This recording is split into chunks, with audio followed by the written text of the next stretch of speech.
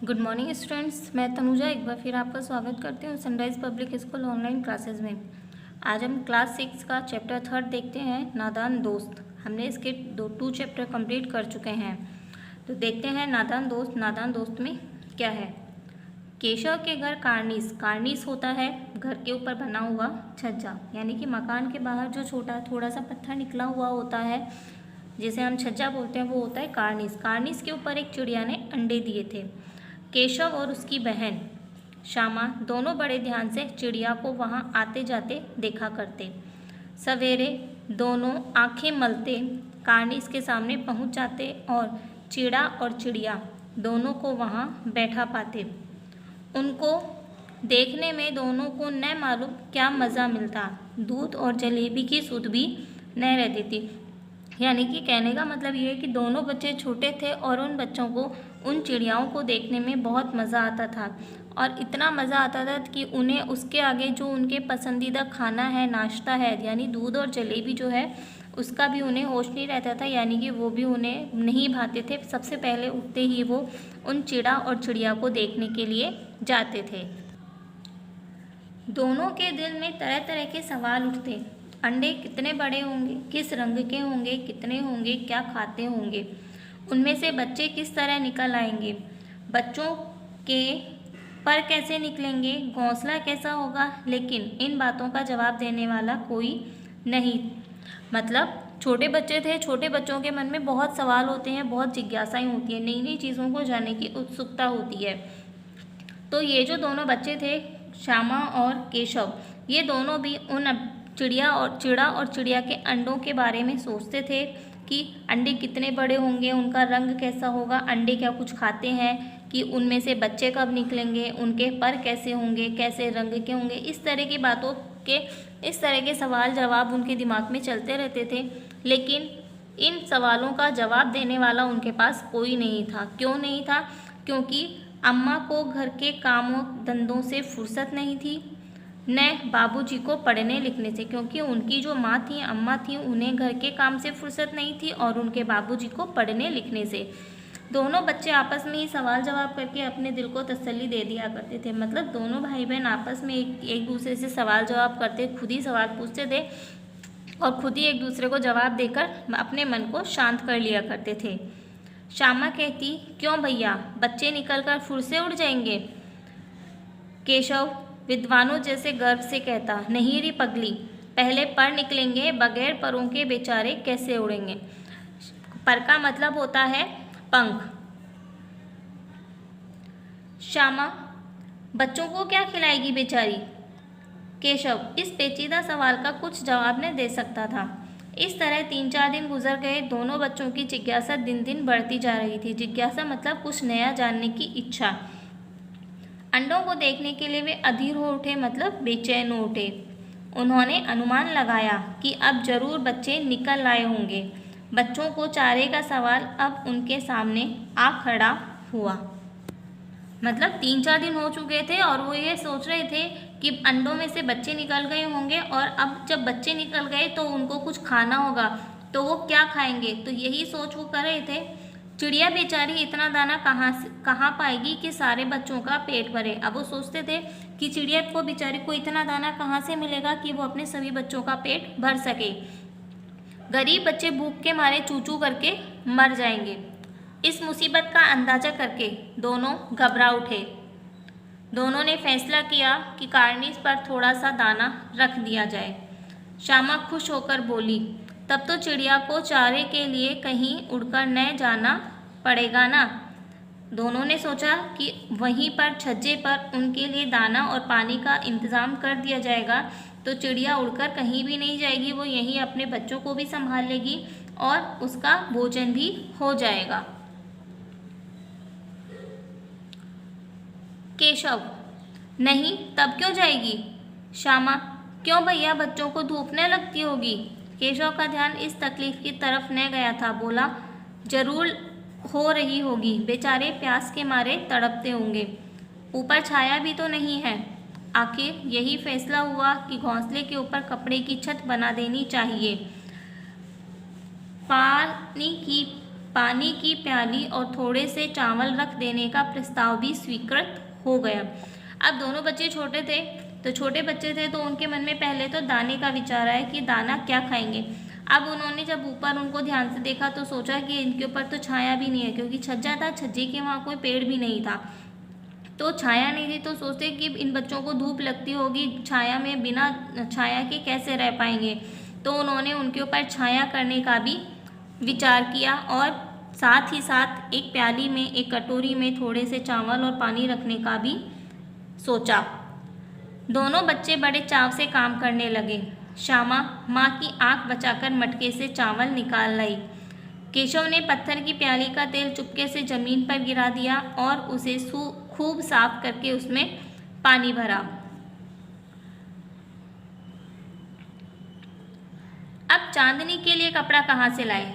फिर ऊपर बगैर छड़ियों के कपड़ा ठहरे कैसे और छड़ियाँ खड़ी होंगी कैसे? अब उनको छाया करने के बारे में सोचा, तो छाया करने के लिए कपड़ा कहाँ से लेकर आए, और जब कपड़ा अगर आ जाएगा तो कपड़े को ऊपर रोकेंगे कैसे? इसके बारे में अब दोनों इसी विचार में दोनों लगे रहे। केशव बड़ी देर तक इसी उधेड़-बुन में रहा। उधेड़-बुन में मतलब विचार करता रहा। आखिरकार उसने यह मुश्किल भी हल कर दी। श्यामा से बोला, जाकर कूड़ा फेंकने वाली टोकरी उठा लाओ, अम्मा जी को मत दिखाना। श्यामा, वह तो बीच से फटी हुई है, उसमें से धूप न जाएगी। केशव ने झुंझलाकर कहा, तू टोकरी तो ला, मैं उसका सुराख बंद करने की कोई हिकमत कर निकालूंगा। हिकमत का अर्थ होता है उपाय निकालूंगा। श्यामा दौड़कर टोकरी उठा लाई। केशव ने उसके सुराख में थोड़ा सा कागज ठूंस दिया और तब टोकरी को एक टहनी से टिकाकर बोला, देख, ऐसे ही घोंसले पर उसकी आड़ कर दूंगा, तब कैसे धूप जाएगी। आड़ का अर्थ होता है छाया, सहारा। श्यामा ने दिल में सोचा, भैया कितने चालाक हैं। गर्मी के दिन थे, बाबूजी दफ्तर गए हुए थे। अम्मा दोनों बच्चों को कमरे में सुलाकर खुद सो गई थी। लेकिन बच्चों की आंखों में आज नींद कहाँ है, यानी कि बच्चों को आज नींद नहीं आ रही थी, क्योंकि उनके दिमाग में ये चल रहा था कि चिड़िया और उसके बच्चों के लिए छाया और दाना पानी का इंतज़ाम कैसे किया जाए। अम्मा जी को बहलाने के लिए दोनों दम रोके, आंखें बंद किए मौके का इंतज़ार कर रहे थे। ज्यों ही मालूम हुआ कि अम्मा जी अच्छी तरह से सो गईं, दोनों चुपके से उठे और बहुत धीरे से दरवाजे की सिटकनी खोलकर बाहर निकल आए। दोनों बच्चे जो थे इंतज़ार कर रहे थे, आंख बंद करके लेट गए थे अपनी माँ के सामने। तो जैसे ही उन्हें ये लगा कि उनकी माँ सो गई है, वैसे ही वो दोनों धीरे से दरवाज़ा खोलकर बाहर निकल आए। शायद आप लोग भी ऐसे ही करते होंगे, जब आपके मन में कोई बात चल रही है और आपको कुछ काम करना होता है या कुछ शैतानी या खेलना होता है, तो आप भी यही सोचते हैं कि कब आपकी माँ इधर उधर हो और आप अपना काम पूरा करें। इसी तरह से ये दोनों बच्चे जो थे, ये भी अपना काम पूरा करने के लिए अपनी माँ के सोने का इंतज़ार कर रहे थे। अंडों की हिफाजत की तैयारियां होने लगी। केशव कमरे से एक स्टूल उठा लाया, लेकिन जब उससे काम न चला तो नहाने की चौकी लाकर स्टूल के नीचे रखी और डरते डरते स्टूल पर चढ़ा। श्यामा दोनों हाथों से स्टूल पकड़े हुए थी। स्टूल चारों टांगें बराबर न होने के कारण जिस तरफ ज़्यादा दबाव पाता था, जरा सा हिल जाता था। उस वक्त केशव को कितनी तकलीफ उठानी पड़ती थी, यह उसका दिल जानता था। यानी कि जैसे ही स्टूल हिलती थी, वैसे ही उसे ये लगता था कि अब तो मैं गिरा, और उसे बहुत डर लगता था। दोनों हाथों से कार्निस पकड़ लेता और श्यामा को दबी आवाज़ से डांटता, अच्छी तरह पकड़। दबी आवाज़ से डांटने का मतलब है धीरे से डांटता था। अगर जोर से डांटता तो उनकी अम्मा उठ जाती और उन्हें डांट पड़ती, वरना उतरकर बहुत मारूंगा। मगर बेचारी श्यामा का दिल तो ऊपर कार्निस पर था। क्यों था? क्योंकि वो भी ये जानना चाहती थी कि भैया ने तो अंडे देख लिए, मैं कब अंडे देख पाऊंगी। बार बार उसका ध्यान उधर चला जाता और हाथ ढीले पड़ जाते। केशव ने जो ही कार्निस पर हाथ रखा, दोनों चिड़ियाँ उड़ गईं। केशव ने देखा कार्निस पर थोड़े तिनके बिछे हुए हैं और उन पर 3 अंडे पड़े हैं। जैसे घोंसले उसने पेड़ों पर देखे थे, वहाँ कोई घोंसला नहीं था। श्यामा ने नीचे से पूछा, कै बच्चे हैं भैया? अब श्यामा को ये लगा था कि अंडों में से बच्चे निकल आएंगे, तो वो ये पूछ रही थी कि भैया कितने बच्चे हैं। केशव 3 अंडे हैं, अभी बच्चे नहीं निकले। श्यामा जरा हमें दिखाओ दो भैया कितने बड़े हैं। केशव दिखा दूंगा, पहले जरा चिथड़े ले आ, नीचे बिछा दूं, बेचारे अंडे तिनकों पर पड़े हैं। श्यामा दौड़कर अपनी पुरानी धोती फाड़कर एक टुकड़ा लाई। केशव ने झुककर कपड़ा ले लिया, उसकी कई तय करके उसने एक गद्दी बनाई और उसे तिनकों पर बिछाकर तीनों अंडे धीरे से उस पर रख दिए। श्यामा ने फिर कहा, हमको भी दिखा दो भैया।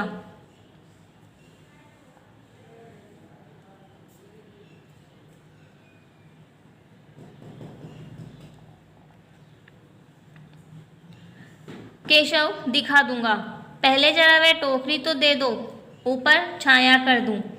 श्यामा ने टोकरी नीचे से थमा दी और बोली, अब तुम उतर आओ, मैं भी तो देखूं। केशव ने टोकरी को एक टहनी से टिकाकर कहा, जा दाना और पानी की प्याली ले आ, मैं उतर आऊं तो तुझे दिखा दूंगा। श्यामा प्याली और चावल भी लाई। केशव ने टोकरी के नीचे दोनों चीज़ें रखी दी और आहिस्ता से उतर गया, मतलब धीरे से उतर गया। श्यामा ने गिड़गिड़ाकर कहा, अब हमको भी चढ़ा दो भैया। केशव तू गिर पड़ेगी। श्यामा न गिरूंगी भैया, तुम नीचे से पकड़े रहना। केशव न भैया, कहीं तू गिरा पड़ी तो अम्मा जी मेरी चटनी ही कर डालेंगे, मतलब अगर श्यामा नीचे गिर जाती है तो अम्मा जी से पिटाई और डांट मुझे ही खानी पड़ेगी, कहेंगी कि तूने ही चढ़ाया था, क्या करेगी देखकर। सब अब अंडे बड़े आराम से हैं, जब बच्चे निकलेंगे तो उनको पालेंगे। दोनों चिड़िया बार बार कार्निस पर आती थी और बगैर बैठे ही उड़ जाती थी। केशव ने सोचा, हम लोगों के डर से नहीं बैठती। स्टूल उठाकर कमरे में रख आया, चौकी जहाँ की थी वहाँ रख दी। श्यामा ने आंखों में आंसू भरकर कहा, तुमने मुझे नहीं दिखाया, मैं अम्मा जी से कह दूंगी। केशव अम्मा जी से कहेगी तो तुझे बहुत मारूंगा, कह देता हूँ। श्यामा तो तुमने मुझे दिखाया क्यों नहीं। केशव और गिरा पड़ती तो 4 सरने हो जाते। 4 सर होने का मतलब अगर ऊपर से नीचे गिर जाती तो तुम्हारा सिर फूट जाता और तुम्हें चोट लग जाती। श्यामा हो जाते, देख लेना, मैं कह दूंगी। इतने में कोठड़ी का दरवाज़ा खुला और माँ ने धूप से आंखों को बचाते हुए कहा, तुम दोनों बाहर कब निकल आए? मैंने कहा न था कि दोपहर को न निकलना। किसने किवाड़ खोला? किवाड़ केशव ने खोला था, लेकिन श्यामा ने माँ से यह बात नहीं कही। उसे डर लगा कि भैया पिट जाएंगे। केशव दिल में काँप रहा था कि श्यामा कह न दे अंडे न दिखाए थे। इससे अब उसको श्यामा पर विश्वास न था। श्यामा सिर्फ मोहब्बत के मारे चुप थी, या इस कसूर में हिस्सेदार होने की वजह से इसका फैसला नहीं किया जा सकता। शायद दोनों ही बातें थी। मतलब श्यामा ने अपनी अम्मा को कुछ नहीं बताया कि केशव ने गेट खोला था, क्योंकि अगर वो गेट खोलती तो उसे डर था कि भैया की पिटाई हो जाएगी।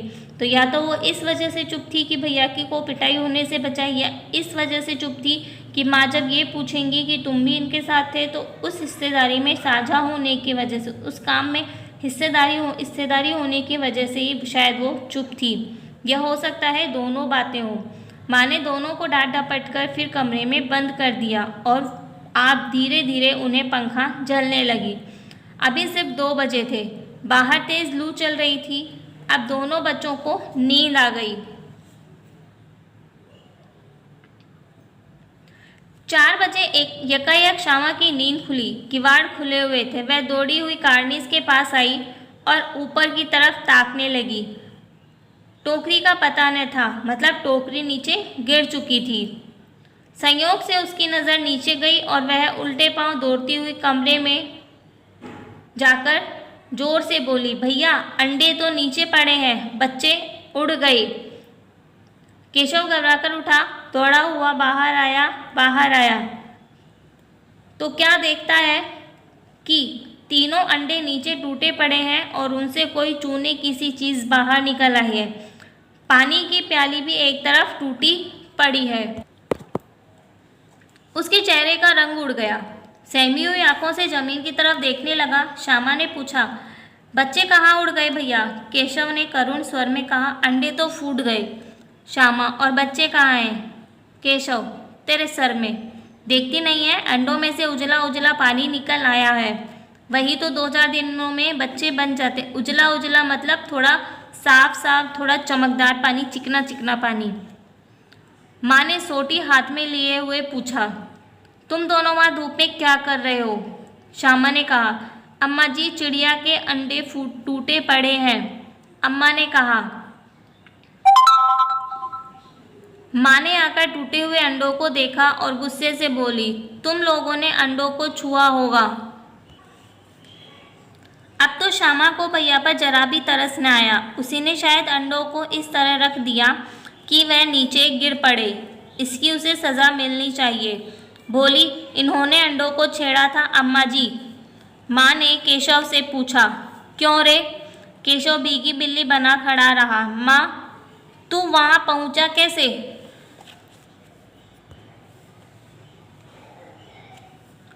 श्यामा, चौकी पर स्टूल रखकर चढ़े अम्मा जी। केशव, तू स्टूल थामे नहीं खड़ी थी? श्यामा, तुम्ही ने तो कहा था। माँ, तू इतना बड़ा हुआ, तुझे अभी इतना भी नहीं मालूम कि छूने से चिड़ियों के अंडे गंदे हो जाते हैं। चिड़िया फिर उन्हें नहीं सेती। यानी कि दोनों बच्चे आपस में बहस कर रहे थे और एक दूसरे के ऊपर दोषारोपण, एक दूसरे के ऊपर ये आरोप लगा रहे थे कि तुम्हारी गलती है, तुम्हारी गलती है। लेकिन जब उनकी माँ ने उन्हें समझाया और उन्हें बताया कि चिड़िया के बच्चों को अगर हम, चिड़िया के अंडों को अगर हम हाथ लगा दें तो चिड़िया फिर उन्हें सेती नहीं है, फिर वो उन्हें छोड़कर उड़ जाती है या उन्हें तोड़ देती है। श्यामा ने डरते डरते पूछा, तो क्या चिड़िया ने अंडे गिरा दिए हैं अम्मा जी?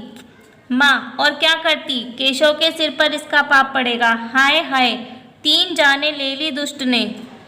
केशव रोनी सूरत बनाकर बोला, मैंने तो सिर्फ अंडों को गद्दी पर रख दिया था अम्मा जी। माँ को हंसी आ गई, मगर केशव को कई दिनों तक अपनी गलती पर अफसोस होता रहा। अंडों की हिफाजत करने के जोग में उसने उनका सत्यानाश कर डाला।